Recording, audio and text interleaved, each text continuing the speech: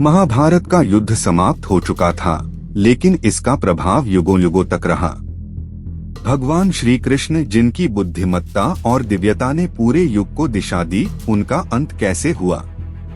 क्या यह केवल एक साधारण घटना थी या फिर इसमें कोई गहरा रहस्य छिपा था?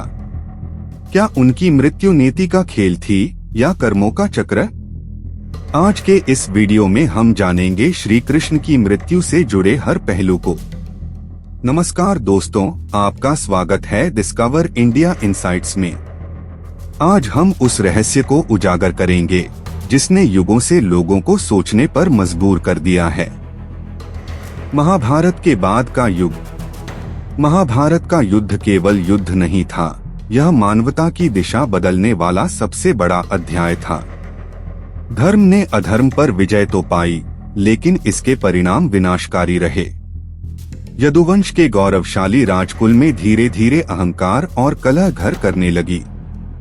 गांधारी ने महाभारत युद्ध के बाद श्री कृष्ण को श्राप दिया था कि उन्होंने अपने कुटुंब और पुत्रों को खोया, लेकिन श्री कृष्ण ने इस विनाश को रोकने के लिए कुछ नहीं किया।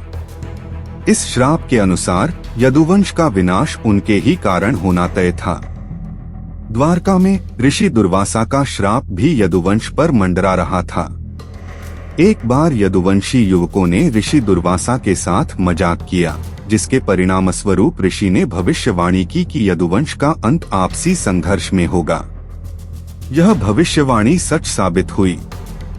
जब यदुवंशियों ने आपसी कलह के कारण लड़ाई शुरू की, तो देखते ही देखते द्वारका का शांतिपूर्ण वातावरण युद्ध के मैदान में बदल गया। एक दिन द्वारका का पूरा यदुवंश नष्ट हो गया। श्री कृष्ण का वनगमन। यदुवंश के विनाश के बाद श्री कृष्ण ने द्वारका छोड़ने का निर्णय लिया। वह जानते थे कि उनकी लीला अब समाप्त हो चुकी है। वह प्रभास क्षेत्र की ओर चले गए, जहां उन्होंने एकांत में ध्यान लगाना शुरू किया। यहाँ श्री कृष्ण ने अपने शरीर को त्यागने की तैयारी की। उनके वन गमन को केवल एक यात्रा नहीं, बल्कि उनकी आध्यात्मिक यात्रा माना जाता है। उन्होंने इस संसार के मोहमाया से स्वयं को पूरी तरह अलग कर लिया और अपने आगामी अंत का शांतिपूर्ण तरीके से स्वागत किया। शिकारी का तीर केवल एक संयोग। प्रभास क्षेत्र, जहां श्री कृष्ण ने अपनी अंतिम यात्रा का चयन किया, वह कोई साधारण स्थान नहीं था। यह वही स्थान था जहां से यदुवंश का अंत शुरू हुआ और जहां भगवान श्री कृष्ण ने अपनी देह को त्यागने का निश्चय किया। श्री कृष्ण एक विशाल पीपल के पेड़ के नीचे योग मुद्रा में ध्यान कर रहे थे। उसी समय जरा नामक एक शिकारी, जो जंगल में शिकार करने आया था, उन्हें दूर से देखता है। उसने श्री कृष्ण के पैर को हिरण के कान समझ लिया। उनके पैर के तलवे की चमक ने उसे भ्रमित कर दिया। बिना सोचे समझे उसने अपने तीर को धनुष पर चढ़ाया और निशाना साधा। तीर सीधा श्री कृष्ण के पैर पर जा लगा। जरा कोई साधारण शिकारी नहीं था। पुराणों के अनुसार जरा अपने पिछले जन्म में अंगद का अवतार था। अंगद वानर राज बाली के पुत्र थे। त्रेता युग में भगवान राम ने बाली को छलपूर्वक मारा था, जिसके कारण अंगद के मन में एक गहरा दर्द था। जरा का तीर लगना केवल एक संयोग नहीं था, बल्कि यह कर्म चक्र का वह परिणाम था जो युगों युगों से अधूरा था। श्री कृष्ण का शरीर साधारण मानव का शरीर नहीं था। वे साक्षात विष्णु के अवतार थे। ऐसा कहा जाता है कि उनका शरीर पूरी तरह दिव्य था, लेकिन उनके पैर का एक हिस्सा मानवीय था। यही कारण था कि तीर केवल उनके पैर पर लगा और कहीं और नहीं। यह उनकी लीला का ही हिस्सा था, क्योंकि उनकी मृत्यु किसी युद्ध में या किसी महापुरुष के हाथों नहीं, बल्कि एक साधारण शिकारी के हाथों होनी थी। जैसे ही तीर लगा, जरा को एहसास हुआ कि उसने क्या किया है। वह तुरंत श्री कृष्ण के पास दौड़ा और उनके चरणों में गिरकर क्षमा मांगने लगा। उसने कहा, प्रभु, मुझसे भारी पाप हो गया। मैंने आपको हिरण समझकर तीर चला दिया। कृपया मुझे क्षमा करें।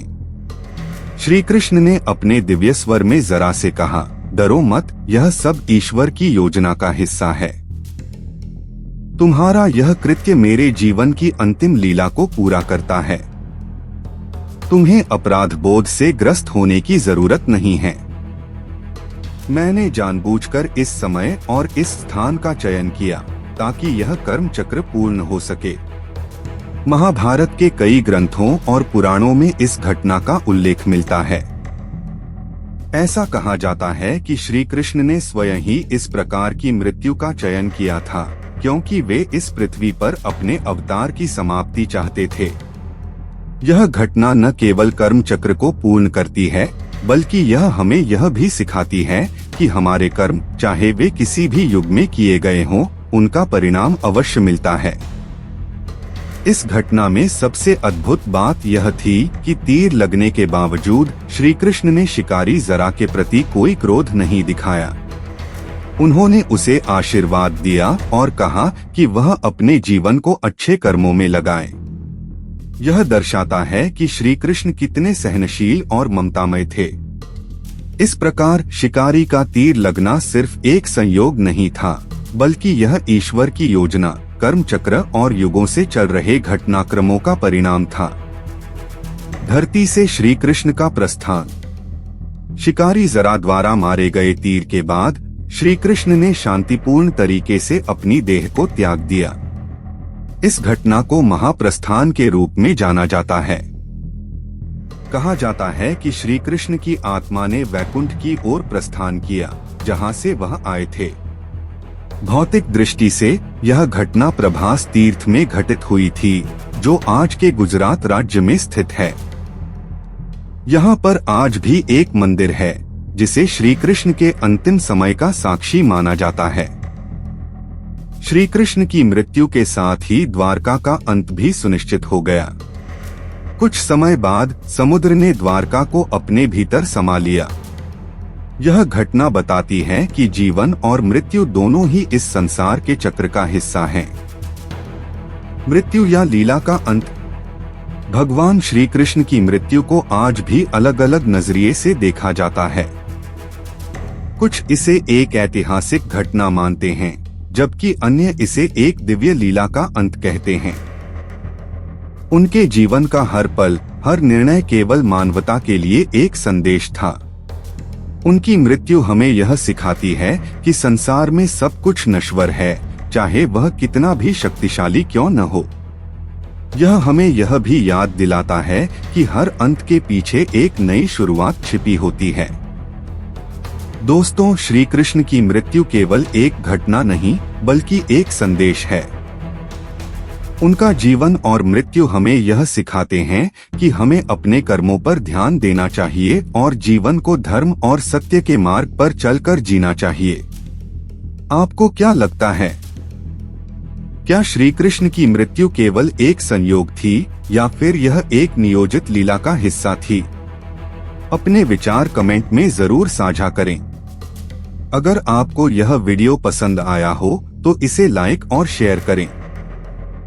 और ऐसी ही रहस्यमयी और ज्ञानवर्धक कहानियों के लिए डिस्कवर इंडिया इनसाइट्स को सब्सक्राइब करना न भूलें। मिलते हैं अगले वीडियो में। जय श्री कृष्ण।